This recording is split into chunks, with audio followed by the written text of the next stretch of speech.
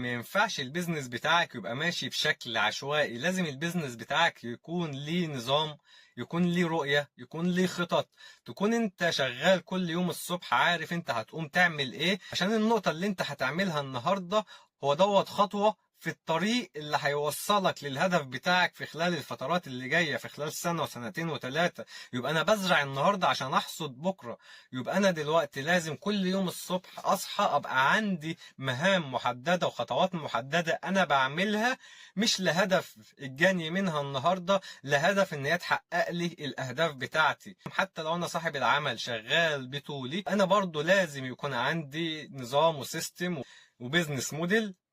علشان ابقى عارف كل اداره ايه هي المهام الوظيفيه بتاعتها، المهارات اللي المفروض تكون في الشخص اللي شغال في الاداره دي، علشان لما اجي اوظف شخص في الاداره دي ابقى عارف اختار الشخص المناسب، وعلشان